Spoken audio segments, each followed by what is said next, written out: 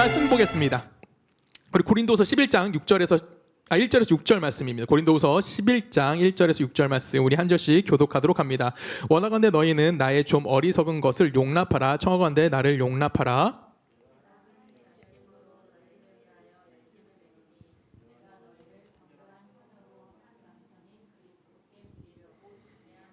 뱀이 그 관계로 하와를 미혹한 것 같이 너희 마음이 그리스도를 향하는 진실함과 깨끗함에서 떠나 부패할까 두려워하노라.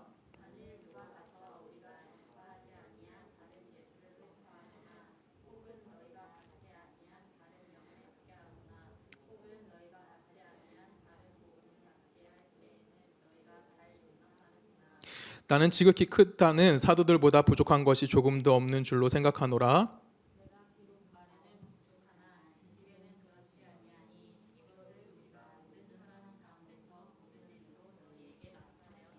아멘. 함께 기도하십니다. 하나님 감사합니다. 말씀 듣습니다. 전하는 자 하나님 앞에 겸손케 하시고 듣는 우리 모두가 아멘으로 화답하며 그리스도인으로서의 삶에 자긍심을 가지며 또한 힘을 얻을 수 있는 복됨을 누릴 수 있는 우리 모두가 되게 하실 걸 믿사오며 살아계신 예수님의 이름으로 감사하며 기도했습니다. 아멘.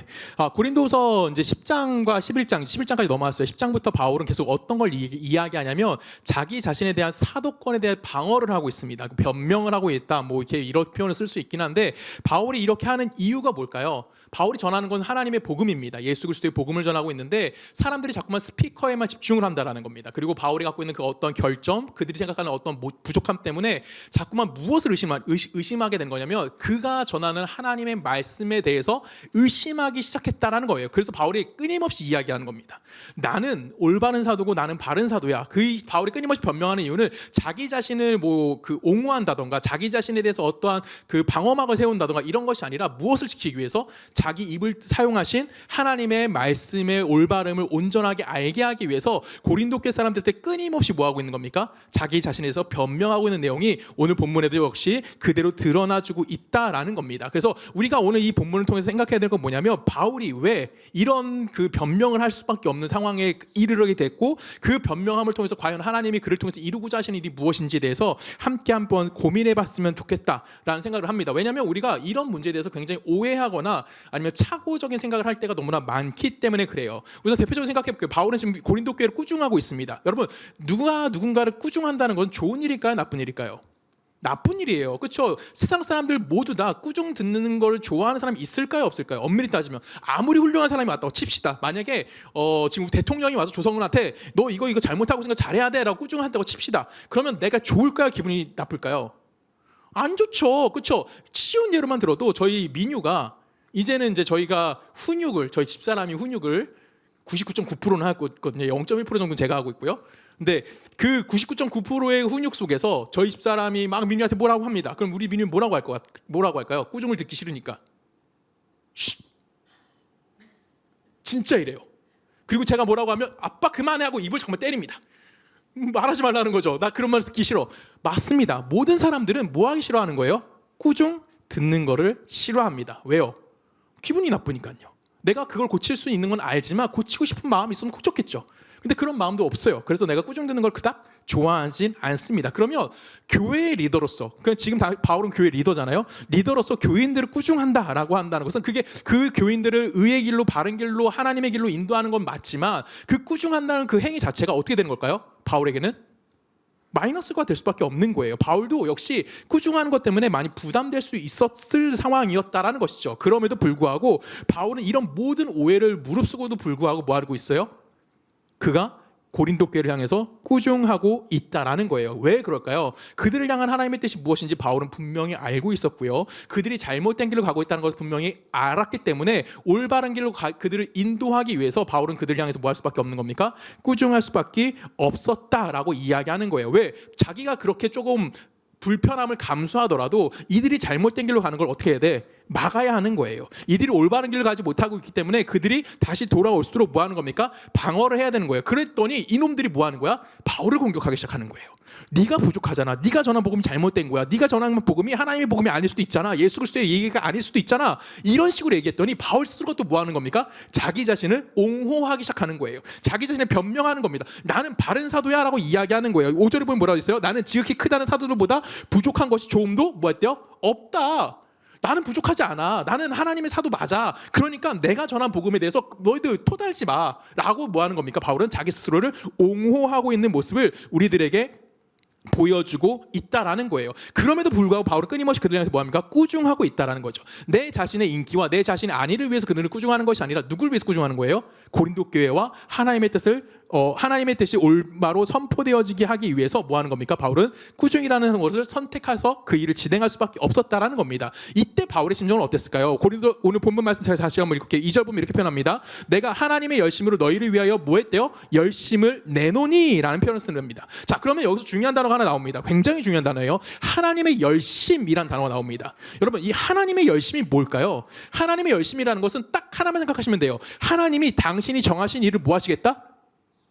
반드시 이루어 내신다라는 겁니다. 쉽게 말하면 하나님이 우리에게 은혜 베푸시겠다는 그 약속을 이루시기 위해서 성실하심을 끊임없이 갖고 가시는 거고요. 그것을 완성하기 위해서 책임지시는 삶을 살아가시겠다라고 이야기하는 거예요. 그래서 하나님이 나는 스스로 있는 자다라고 이야기하는 거기 안에 무엇이 담기는 겁니까? 하나님의 열심이 그대로 다 담겨져 있는 거예요. 하나님 이 세상을 창조하셨고요. 이 세상을 멸망시키실 텐데 이 중간의 모든 역사 속에서 하나님이 뭘 하시겠다는 겁니까? 당신의 뜻을 반드시 이루어 내시겠다라고 말씀하시는 겁니다. 그래서 하나님이 우리를 사랑하시는 것을 절대 포기하지 않으시겠다라고 이야기하는 것이 바로 하나님의 열심이라는 거고요. 하나님이 기뻐하시는 일이 하나님이 우리를 통해서 기뻐하시는 일이 무엇인지를 우리 안에서 깨닫게 만들어 주시는 일을 하나님이 절대 중단하지 않으시겠다라는 거예요. 언제까지 중단하지 않으실까요?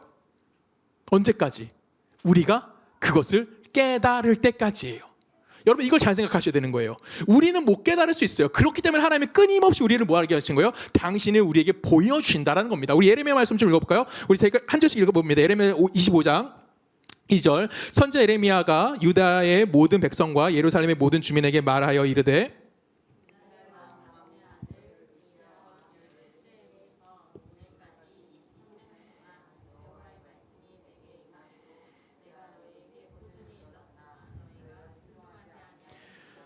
그러므로 여호와께서 그의 모든 종 선지자를 너희에게 끊임없이 보내셨으나 너희가 순종하지 아니하였으며 귀를 기울여도 듣지도 아니하였도다. 여기까지 볼게요. 근데 마태복음 말씀 읽습니다. 마태복음 26장 제가 읽을게요. 예루살렘아 예루살렘아 선지자들을 죽이고 내가 파송된 자들을 돌로 치는 자여 암탉이 그 새끼를 날개 아래에 모음같이 내가 내 자녀를 모으려 한 일을 몇 번이더냐.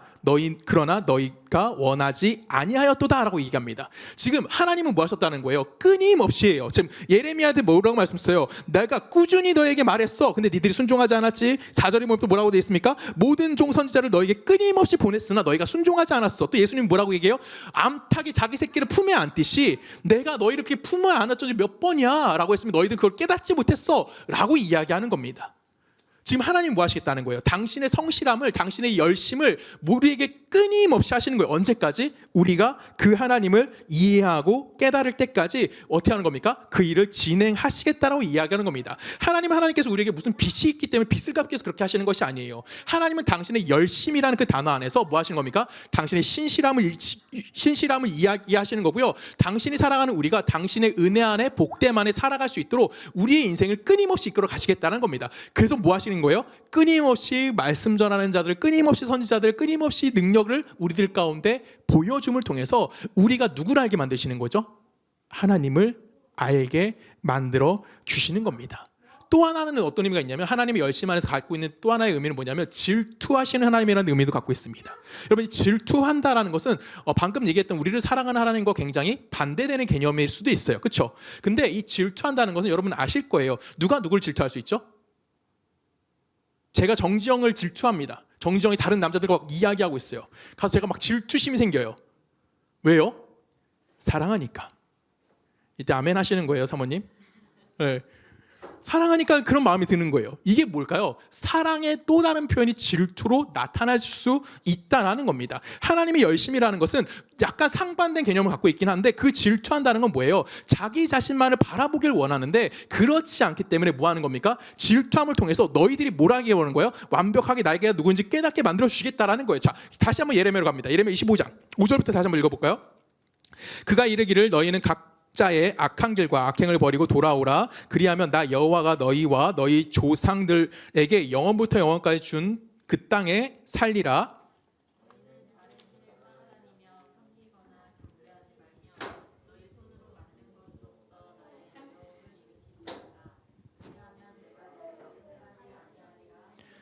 너희가 내 말을 순종하지 아니하고 내 손으로 만든 것으로서 나의 노여움을 일으켜 스스로 해하였느니라. 여호와의 말씀이니라.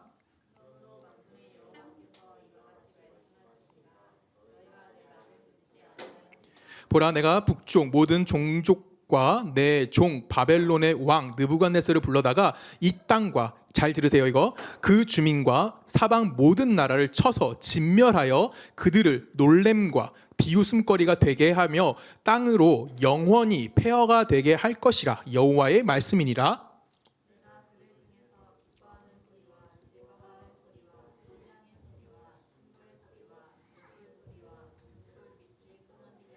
이 모든 땅이 폐허가 되어 놀랄 일이 될 것이며 이 민족들은 70년 동안 바벨론의 왕을 섬기리라 라고 얘기합니다. 이게 하나님의 질투하시는 모습인 거예요.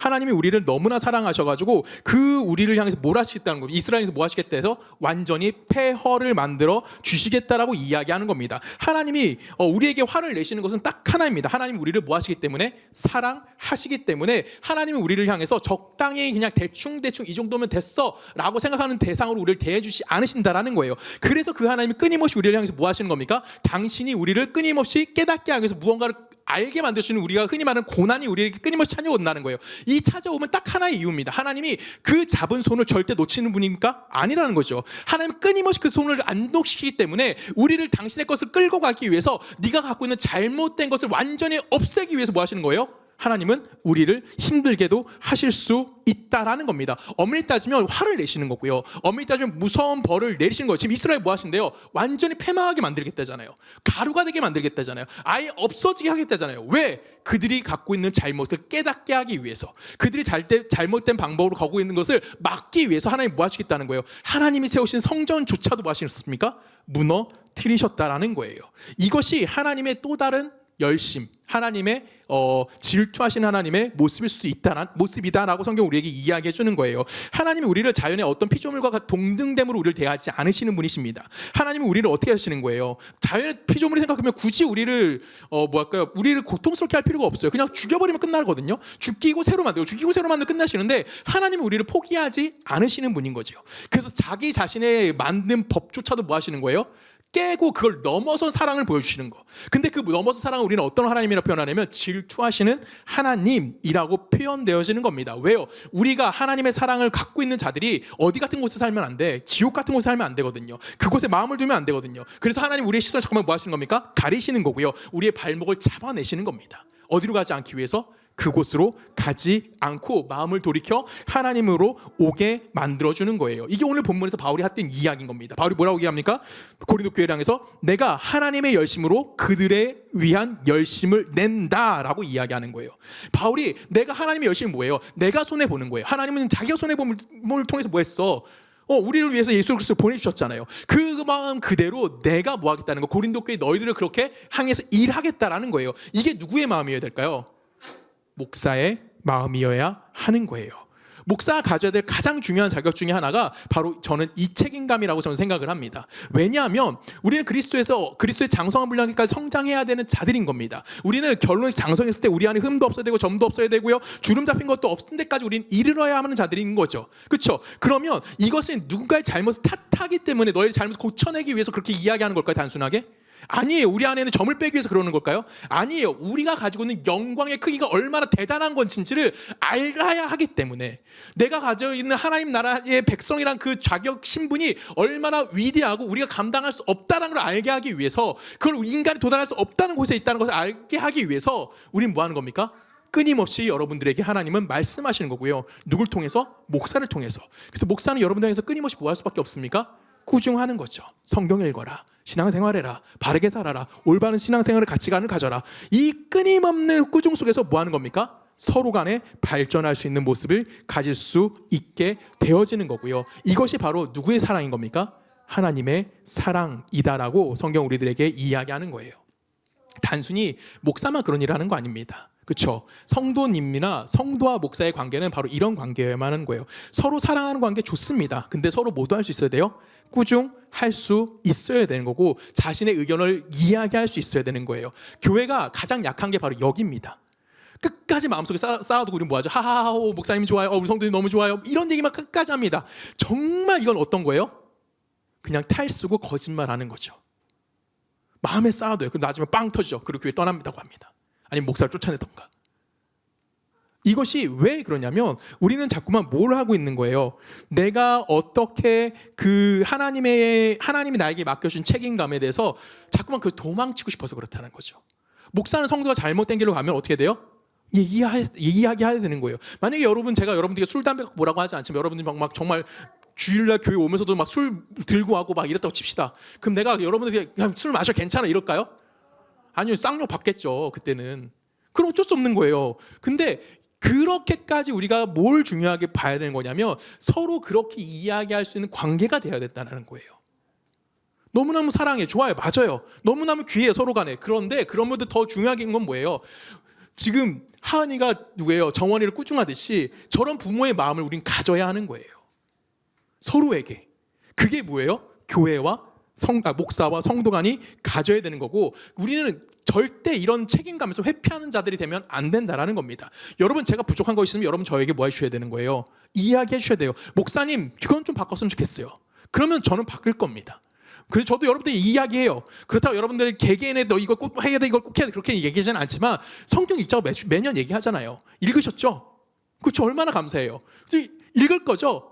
아멘이죠. 그렇죠? 그게 우리는 하나하나 쌓아가면서 서로 하나하나씩 맞춰져가는 관계가 되어져야 되는 겁니다. 그래서 성도와 목사는 서로 감시자가 될 뿐만 아니라 서로에게 격려자가 되어야 한다는 것이 오늘 본문 바울이 2절에서 우리들에게 하고 있는 이야기인 거예요. 자, 거기서 더 중요한 얘기를 하면 2절 다시 한번 제가 읽게요. 내가 하나님의 열심으로 너희를 위하여 열심을 내노니 내가 너희를 뭘로? 정결한 처녀로 한 남편인 그리스도께 드리려고 중매함이로다 라고 이야기합니다.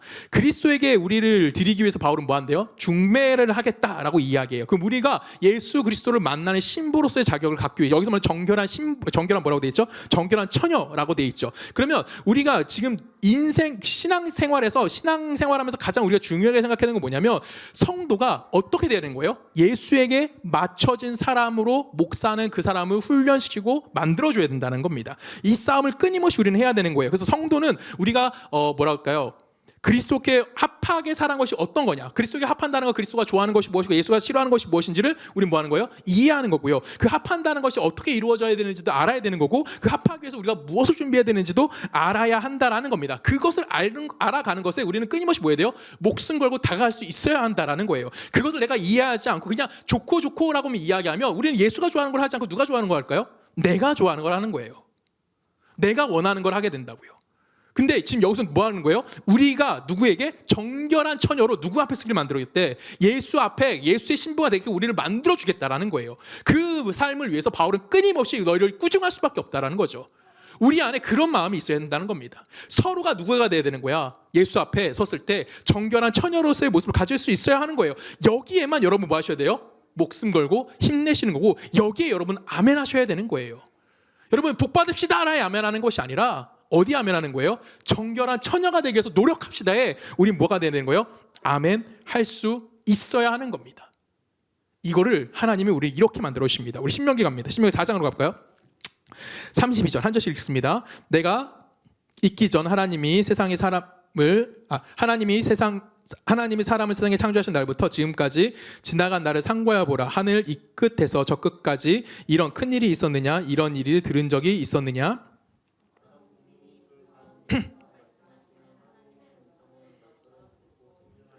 어떤 신이 와서 시험과 이적과 기사와 전쟁과 강한 손과 편팔과 크게 두려운 일로 한 민족을 다른 민족에게 인도하여 낸 일이 있느냐? 이는 다 너희의 하나님 여호와께서 애굽에서 너희를 위하여 너희의 목전에서 행하신 일이라.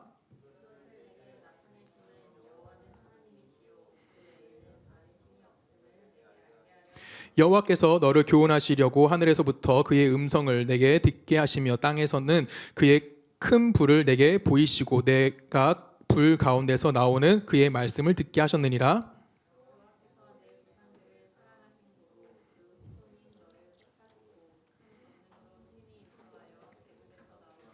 너보다 강대한 여러 민족을 내 앞에서 쫓아내고 너를 그들의 땅에서 인도하여 인도하여 드려서 그것을 내 기업으로 주려 하심이 오늘과 같으니라.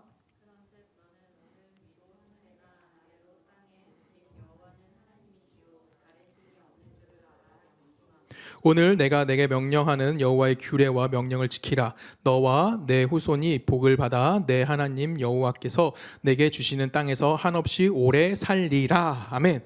자, 이게 하나님의 열심인 거예요. 이해 가시죠? 하나님의 열심의 목적은 무엇입니까? 너희들 아무도 경험하지 못한 걸 경험해봤잖아. 그 결론은 그거잖아요. 하나님이 이렇게 열심을 내신 이유는 뭘까요? 네가 내가 누군지 알았으면 붙잡으라는 거예요. 너 여기서 떠나지 말라라는 겁니다. 이게 붙잡는다는 게 개념을 우리가 좀 생각해 볼 수 있어요. 바울의 이야기와 좀 맞춰보면 정결한 처녀죠.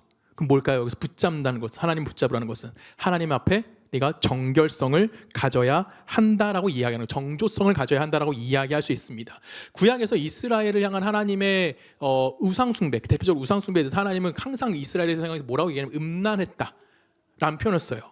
여기 음란했다라는 것이 정말 이렇게 음행을 행했다라는 것이 아니죠. 누구에서 누구를 벗어났다는 거죠. 하나님만을 바라봐야 되는 이스라엘이 이제는 다른 걸 보는 거, 이걸 뭐라고 표현하는 거면 음란이란 표현으로 사용되어지고 있다라는 겁니다. 그래서 어떤 이 정죄의 개념이라는 것은 죄악된 것으로부터 우리가 뭐 하는 겁니까? 돌아서게 만드는 것이 뭐예요? 하나님 앞에 나오는 것을 우리 이야기하는 겁니다. 그래서 이 개념이라는 건 도덕적인 기준보다 좀 더 뭘까요? 이 정죄의 개념은 좀 더 상위적인 개념인 거예요. 내가 이게 뭐 정말 이렇게 바르게 살았어 이런 정도의 개념을 이야기하는 것이 아니라 하나님과 내가 어떤 관계를 맺고 살아가고 있느냐에 관련된 이야기라는 것이 이 정조성과 관련된 이야기를 한다는 겁니다. 이것이 신앙에서는 매우 중요한 거예요. 근데 성경에서는 이 매우 중요한 것을 강하게 이야기하지 않습니다. 왜 그럴까요?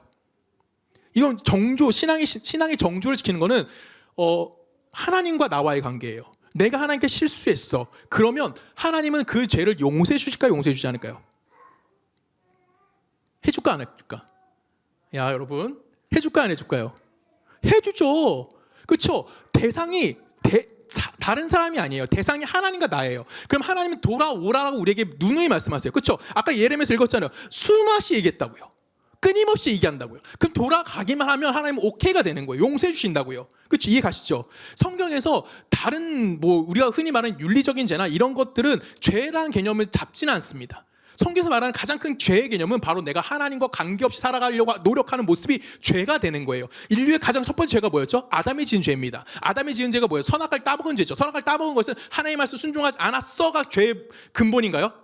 그건 아니잖아. 그렇죠? 어릴 때는 선악과 따먹어 하나님 말씀 순종하지 않은 게 죄다라고 이야기했지만 결론은 아담 마음에 있던 뭐예요? 하나님과 같아지고자 하는 그 마음, 즉 하나님 없이 내가 살고자 하는 거, 하나님과 내가 동등됨을 유지함을 통해서 하나님이 필요 없는 삶을 사는 거, 내가 내 삶의 주인으로서 삶을 살아가고자 하는 거, 그것이 뭐가 되는 겁니까? 죄라는 거예요. 성경은 이걸 죄라고 이야기한다고요. 그러면 이 모든 죄악 속에서 인간이 자유할 수 있냐라고 질문 던졌을 때 아무도 자유할 수 없어요. 아담이 그 죄 때문에 우리 망했어요. 죄 가운데 빠졌다고요. 근데 그 다음에 무슨 일이 발생했어요? 바벨탑 사건이 발생해요. 바벨탑 사건은 끝나나요? 아니죠. 또 무슨 일이 발생했어요? 다윗이 성전 세우려고 했을 때, 다윗이 성전 세우는 거 죄예요, 죄 아니에요?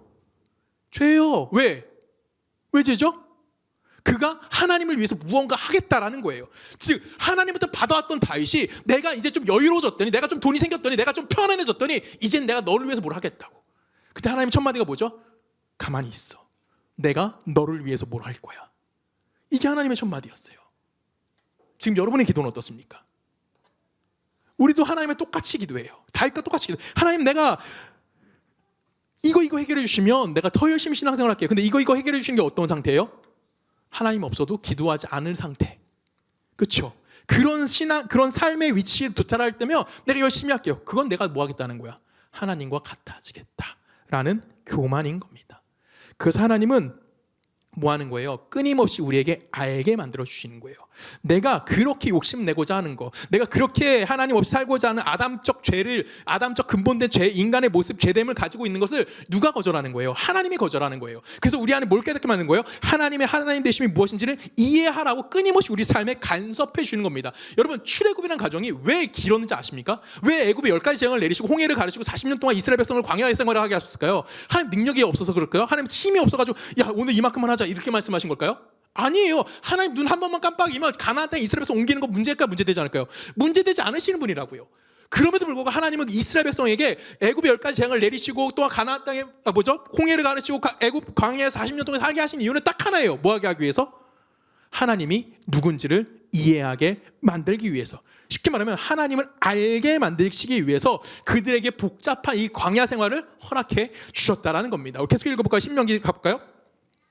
39장 다시 한번 제가 읽게요. 39절을 보면 이렇게 표현합니다. 4장 39절을 보면 그런즉 너는 오늘 위로 하늘에나 아래 땅에 어떤 여호와는 하나님이시요 다른 신이 없는 줄을 알아 명심하고 오늘 내가 내게 명령하는 여호와의 규례와 명령을 지키라 라고 이야기하는 겁니다. 하나님 뭐 하시겠다는 거예요? 알게 만들어주겠다는 거예요. 이게 하나님의 열심의 목적인 겁니다. 하나님의 이 열심에서 절대 떠나지 않으시는 분이에요. 하나님의 하나님 되심을 절대 포기하지 않으시는 겁니다. 우리는 굉장히 사소한 건 놓칠 수 있다고 생각해요. 사소한 건 문제되지 않아. 근데 이 사소한 것조차도 하나님 포기하지 않으신다고. 왜? 이 사소한 게 문제되는 것이 아니에요. 그 사소한 것의 원인이 되는 하나님의 하나님 되심이 더 중요하기 때문에 이것 하나를 포기하지 못하면 40년 돌리기 치는 거예요. 이해 가십니까? 그것이 하나님이 우리를 향한 하나님의 계획인 거고요. 하나님이 우리를 향한 열심의 모습이 그런 모습으로 드러나는 거고요. 이 신앙의 책임이 우리 모두에게 있다라고 오늘 바울은 우리들에게 이야기해주고 있다라는 겁니다. 우리 성경을 좀 더 깊이 한번 좀 읽어볼게요. 신명기 28장으로 가볼까요?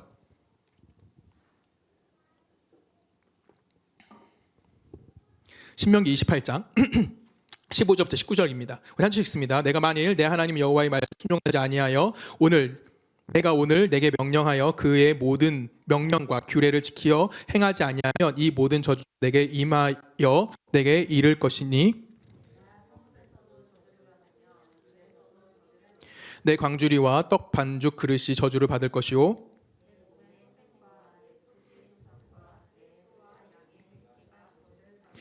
내가 들어가도 저주를 받고 나가도 저주를 받으리라. 아멘. 자, 이 저주의 얘기가 몇 절까지 이어질까요? 몇 절까지 이어질까요? 지금 몇 절이 끝났죠? 19절에서 끝났죠? 68절까지 이어집니다. 이 저주가 이렇게 길게 쓰신 이유는 뭘까요? 두려워하라는 거예요. 하나님을 떠난 너의 모습이 이런 수밖에 없다는 것을 알게 만들어주는 겁니다. 쉽게 말하면 뭐예요? 간단하게 말하면 떠나지 마. 그냥 있어. 떠나면 이런 모습이야. 너희들 이렇게 고생스럽게 살 거야? 아니잖아. 그냥 날 떠나는 것에 좀 두려운 마음을 가져봐 라고 하나님이 그렇게 만들어 주시는 겁니다. 여러분, 교회는 어떤 곳일까요? 여러분, 설교는 왜 들으실까요? 여러분, 목사가 하는 일이 뭘까요? 목사의 설교를 통해서 여러분들이 그 설교에 귀를 기울여야 되는 이야기는 딱 하는 겁니다. 뭐냐면 하나님이 사랑이시다라는 거예요. 그리고 그 하나님은 하나님을 두려워해야 한다는 겁니다. 여러분, 이걸 잊지 않으셨으면 좋겠어요. 우리가 하나님은 너무 예쁘게만 표장들을 합니다. 근데 하나님은 맞아요. 우리를 분명히 당신이 원하는 모습으로 완성하실 분이 그 맞습니다. 근데 완성되어지기 위해서 절대 우리를 포기하지 않으시기에 우리 안에 있는 그 인간된 내성을 다 없앨 때까지 하나님은 우리를 끊임없이 아프게 하실 거예요. 교회는 봉사하고 선교하고 전도하고 예배하는 것이 맞습니다. 근데 그 전에 먼저 우리가 뭘 해야 될까요? 하나님을 붙잡아야 하는 것입니다. 하나님 붙잡는다는 건 간단해요. 하나님이 좋아하는 것이 무엇이고 하나님이 싫어하는 것이 무엇인지를 아는 겁니다. 여기에만 여러분은 안 틀리면 돼요. 다른 건 다 틀려도 됩니다. 여러분, 우리 교회 예를 들어 볼게요. 주일날 예배 드리는 거 맞죠? 토요일날 예배 드리면 안 되나요? 자, 온라인으로 예배 드리는 게 맞나요? 오프라인으로 예배 드리는 게 맞나요? 예배 드릴 때 좀 누워서 예배 드리면 안 되나요? 예배 드릴 때 밥 먹으면서 예배 드리면 안 되나요? 예배 드릴 때 뭐 할까요? 그냥 속옷바람으로 예배 드리면 안 되나요? 여러분, 이런 건 다 마음대로 하셔도 됩니다. 정말 마음대로 하셔도 돼요. 근데 뭘 놓치지 말아요. 하나만 틀리면 안 됩니다. 뭘 틀리면 안 돼요? 하나님이 좋아하는 건 무엇인지, 하나님이 싫어하는 것이 무엇인지 해서 그것만 틀리지 않으면 됩니다. 이렇게 이야기하는 이유는 너무나 많은 교회, 이미 우린 기존 교회에 익숙한 사람들이잖아요. 우리들이 뭐라 했어요? 너무 종교화된 열심에 빠져 있다라는 거예요. 그 종교화된 열심에 빠져가지고 그것이 신앙이다라고 우리는 착각들을 합니다. 여러분, 전도 못해도 돼요. 기도 못하면 어때요? 찬양 안 하면 어때요? 내가 다른 거 못하면 어때요? 근데 중요한 건 뭐냐면 우리가 할 수 있는 일은 씨를 뿌리는 거예요. 그렇죠? 열매는 하나님이 맺게 하시는 하나님의 일인 겁니다. 우리는 근본적으로 하나님의 사람으로 하나님께 뭐 하는 되는 거예요? 붙어 있어야만 하는 겁니다. 우리 신명기 말씀 다시 가볼까요? 신명기 30장 갑니다.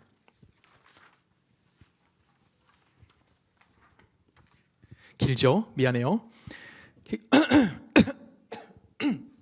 15절 우리 읽습니다. 보라, 내가 오늘 생명과 복과 사망과 화를 내 앞에 두었나니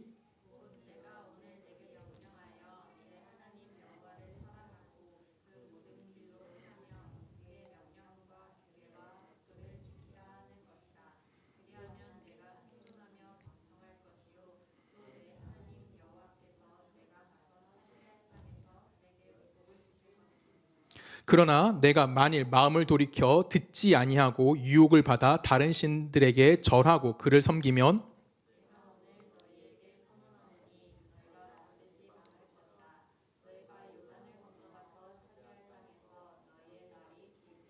자, 여기서 이제 무슨 얘기하나요? 이제부터 제가 읽을게요. 19절 20절은 내가 오늘 하늘과 땅을 불러 너희에게 증거를 삼노라. 내가 생명과 사망과 복과 저주를 내 앞에 두었은즉 너와 내 자손이 살기 위하여 무엇을 택하래요? 생명을 택하고 하나님을 선택하라는 거예요. 내 하나님 여호와를 뭐하래요? 사랑하고 그의 말씀을 뭐하래요? 청종하며 또 그를 뭐하래요? 의지하라. 그는 내 생명이요 내 장수시니 여호와께서 내 조상 아브라함과 이삭과 야곱에게 주시리라 맹세하신 땅을 내가 거주하리라 라고 얘기합니다. 하나님 앞에 우리 앞에 무엇이 있대요? 생명과 복과 사망과 화가 우리 앞에 있다고 이야기합니다. 여러분 이때 우리가 선택해야 되는 건 뭐라는 거예요? 하나님의 말씀에 하나님을 붙드는 삶을 살아야 함에 대해서만 이야기하는 겁니다. 여러분 복, 사망, 화, 그다음에 뭐 생명 이거는 다 누구 거예요? 하나님 거예요. 우리의 모든 소망은 다 누구의 근거에서 갖고 있어야 되는 거예요? 하나님에게 근거해서 갖고 있어야만 한다는 거예요. 그러면 하나님을 근거한 나의 복, 하나님을 근거한 나의 생명은 이 세상 것을 채울 수 있습니까? 없습니까? 없다라는 거죠. 근데 우리는 뭘 채우려고 해요? 하나님을 동원하여 이 세상 것을 채우려고만 한다라는 겁니다. 결론적으로 하나님을 동원해서 이 세상의 것 채운다는 것은 내 안에 아직도 어떤 심정이 남아있다는 거야? 아담적 사고가 남아있다라는 거예요. 내 안에 아직도 뭐가 있다라는 거예요? 하나님을 통해서 세상을 얻고자 하는 욕심, 허영된 마음이 내 안에 존재하고 있다라는 겁니다. 죄의 근성이 아직 내 안에 남아있다라고 이야기하는 거예요. 여기에 모아주지 말라고요? 빠지지 말라고요. 여기에 빠지니까 정말 무슨 소리 들을 수밖에 없다고요? 이런 꾸중되는 소리밖에 들을 수가 없다라는 겁니다. 여러분 삶을 채우는 것은 뭘로 채우시는 거예요? 하나님을 근거로 한, 하나님을 기준으로 한 삶으로 여러분 인생을 채워주셔야 하는 거예요. 그것이 뭡니까? 바로 성도가 가져야 되는 성도의 순결성이라는 겁니다. 우리가 가지고 있는 순결성이라는 것은 어떤 아름다움을 갖고 있는 것이 아니라 내 안에 무엇이 존재하는 거예요? 하나님으로 채워진 삶, 세상의 것이 아닌 하나님만으로 채워진 삶을 살아가는 겁니다. 제가 설교를 준비하면서 진짜 회개를 했어요. 하나님 앞에 진짜 나도 똑같은 놈이구나를 다시 깨달게 한 말씀이었는데 좋은 데로 왔잖아요. 오늘 유리가 오면서 우와 너무 좋아요 했어요. 난 처음 왔을 때 어떻겠니? 나도 정말 너무 좋았어요. 그리고 일로 오면서 사람이 많아졌으면 좋겠다는 생각을 제일 먼저 했어요. 근데 설교 준비하면서 와 나도 똑같구나. 우리는 사람이 많아지는 거 좋죠. 그럼 교회 재정이 튼튼해지고 더 선교도 많이 할 거예요. 근데 그것보다 더 앞서서 해야 되는 건 뭘까요? 우리가 하나님이 좋아하는 게 무엇인지를 알아야 하는 거예요. 하나님이 싫어하는 것이 무엇인지를 알아야 하는 거고요. 하나님의 하나님 되심과 하나님의 사람됨이라는 것이 무엇인지를 이해할 수 있어야 되는 겁니다. 하나님의 사랑과 하나님의 두려움이 무엇인지를 물어야 하는 것이 바로 우리인 거예요. 하나님을 경외하고 있다는 것이 무엇인지를 스스로에게 질문 던질 수 있는 교회가 되어져야만 한다라는 겁니다. 이 질문은 서로 다 다릅니다. 내가 갖고 있는 기준과 여러분 갖고 있는 기준이 다 달라요. 그렇죠? 그 안에서 질문을 던지는 거예요. 성도의 순결성이라는 것은 결국 하나님을 사랑하냐 세상을 사랑하느냐의 싸움의 연속인 겁니다. 하나님을 위해서 내가 기꺼이 바보가 되실 수 있어야 하는 싸움을 싸워야 되는 거고요. 그런 싸움에서 우리가 만약에 진다면 교회는 교회가 될 수 없고요. 목사는 더 이상 목사가 될 수 없는 겁니다. 이게 우리가 고린도 후서 10장에서 얘기했던 거예요. 10장 12절 제가 읽을게요. 우리는 자기를 칭찬하는 어떤 자와 더불어, 이건 이제 바울을 반대하는 그런 사람들이에요. 감히 짝하며 비교할 수 없노라. 그러나 그들이 자기로서 자기를 헤아리고 자기로서 자기를 비판하니 지혜가 없도다라고 얘기합니다. 고린도 교회에서 바울을 향해서 가장 큰 불만은 너 세상적 조건이 없어였어요. 세상적으로 너는 너무나 부족해였어요. 근데 세상적 조건을 가진 사람이 와서 자기 스스로 자랑합니다. 이때 그들의 모습을 보고 바울이 뭐라고 얘기합니까? 지혜 없다라고 얘기하는 거고요. 여기서 지혜 없다라는 것은 그냥 멍청하다 이런 얘기가 아니라 말도 안 돼 라고 이야기하는, 그건 옳은 방법이 아니야 라고 이야기하는 겁니다. 그리고 우린 결론은 어떻게 해야 될까요? 17절 제가 읽습니다. 자랑하는 자는 주 안에서 자랑할지니라. 옳다 인정함을 받는 자는 자기를 칭찬하는 자가 아니요 오직 누가? 주께서 칭찬하시는 자니라 라고 이야기하는 거예요. 우리의 모든 판단의 기준은, 잘잘못의 기준은 누구에게만 있는 겁니까? 예수 그리스도가 제시한 것 안에서 평가되어져야만 한다라는 겁니다. 그래서 우리는 자꾸만 내 기준을 누군가 쉽게 판단하면 돼요? 안 돼요? 안 된다라는 거예요. 내가 내 기준이 좋았어요, 쟤는 좀 아닌 것 같은데, 이렇게 이야기하면 안 된다라는 겁니다. 그렇게 판단하기 시작하면 그거는 기독교가 아니라 자기 체면이고요, 자기 의지력을 신앙화한 매우 옳지 못한 행동인 겁니다. 기독교 신앙은 누구라는 거예요? 하나님과 예수 그리스도를 아는 겁니다. 예수 그리스도의 오심과 그의 십자가 지심이 무엇이고 그가 죽으셨고 그가 부활하셨다는 것이 무엇인지를 아는 거고요. 그렇게밖에 그분들이 할 수밖에 없는 존재가 누구라는 거예요? 나라는 것을 인정하는 거예요. 하나님이 그렇게까지 해야지만 내가 이해할 수 있기 때문에 그 방법을 선택하셨다는 것을 여러분이 이해하셔야만 하는 겁니다. 성경은 이걸 이해하지 못한 이스라엘을 향해서 이렇게 표현합니다. 호세아서 4장 6절에 보면 이렇게 표현해요. 내 백성이 지식이 없으므로 망하는도다. 내가 지식을 버렸으니 나도 너를 버려 내 실상이 되지 못하게 할 것이요 라고 이야기합니다. 이스라엘이 뭐가 없대요? 지식이 없대요. 이 지식은 뭘까요? 하나님을 아는 지혜를 이야기하는 겁니다. 그들은 하나님을 알지 못했어요. 그들은 신앙에 열심이 없었을까요? 아니에요. 신앙 열심이 있었습니다. 자신의 열심을 냈고요, 종교의 열심을 뛰어남이 가지고 있었습니다. 이 당시에는. 그럼에도 불구하고 하나님은 그들을 향해서 뭐라고 얘기해요? 너희들 나를 알지 못해 라고 이야기합니다. 그들은 제사를 드렸고요, 그들은 금식을 했습니다. 소용이 없다고 이야기합니다. 우리가 하나님을 알지도 못하면서 사순절, 부활절, 또 있을까요? 고난주 왜 지켜요? 하나님도 모르는데. 금식하면 하나님이 너 금식했어 기뻐하실 것 같으십니까? 전혀 하나님 관심도 없으십니다. 그런데 하나님이 누군지를 알고 그 이후에 다른 행동들이 나와야 되는 거예요. 여러분들 안에서 이 모습이 끊임없이 있었으면 좋겠습니다. 어떤 모습이냐면 로마서 12장입니다. 너는 이세를 본받지 말고 오직 마음을 새롭게 함으로 변화를 받아 하나님의 선하시고 기뻐하시고 온전한 뜻이 무엇인지 분별하도록 가라. 여러분이 좋아하는 거 하지 말고요, 하나님이 좋아하는 거 하라고요. 우리가 하나님이 좋아하는 것과 우리 사이의 그 갭이 얼마나 될까요? 말도 안 될 겁니다. 그렇죠? 이 말도 안 되는 거리 우리는 좁힐 수가 없어요. 그래서 누가 오신 겁니까? 예수님이 죽으러 오셨어요. 이 예수가 죽으러 와서 처음 얘기합니다. 야, 나 이제 죽으러 갈 거야. 근데 베드로가 뭐라고 하죠? 예수님, 당신은 절대 그런 일이 있을 수 없도록 내가 지켜줄게요 라고 얘기합니다. 이때 예수님 뭐라고 말씀하십니까? 사탄아 뒤로 물러가라 이거 빼고 정말 중요한 말 뭔지 아십니까? 16장 24절 같이 읽어볼까요? 마태복음 16장 24절입니다. 시작. 이 예수께서 제자들에게 이르시되 누구든지 나를 따라오려거든 자기를 부인하고 자기 십자가를 지고 나를 따라 것이니라. 아멘. 뭐라 해요? 십자가입니다. 하나님이 가장 좋아하시는 방법은 십자가 지는 거예요. 십자가 지는 거는 하늘의 씨앗이 땅에 떨어져 죽는 겁니다. 그래야 뭐가 되는 거예요? 열매 맺을 수 있게 되어지는 겁니다. 우리 에베소 말씀을 읽어봅니다. 한 절씩 있습니다. 그런즉 누구든지 어떻게 행할지 자세히 주의하여 지혜 없는 자같이 하지 말고 오직 지혜 있는 자같이 하여, 그러므로 어리석은 자가 되지 말고 오직 주의 뜻이 무엇인지 이해하라.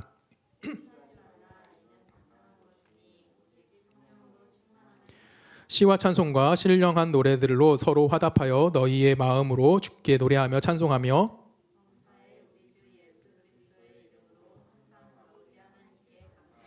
그리스도를 경외함으로 피차 뭐하라? 복종하라. 그리스도를 경외함으로 피차 뭐하라? 복종하라. 피차 복종하는 거, 서로에게 복종하는 거 누가 좋아하시는 겁니까? 하나님이 가장 좋아하시는 방법입니다.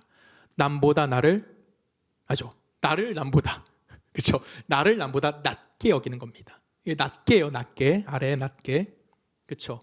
그래서 남을 높여주는 삶이 되는 거고요. 이런 삶을 하나님 우리에게 요구하신다는 겁니다. 우리의 모든 열심과 우리의 모든 능력과 우리의 모든 경건함이라는 것은 그리스도의 관용이 여러분 삶에 존재하느냐 존재하지 않느냐의 문제 앞에 서 있는 겁니다. 여러분 고린도 교회는 참 훌륭한 교회였습니다. 재산도 많았고요, 지혜도 있었고요, 능력도 있었고요, 은사도 풍부했던 교회입니다. 이 교회에 딱 하나가 없었죠. 무엇이 없었습니까?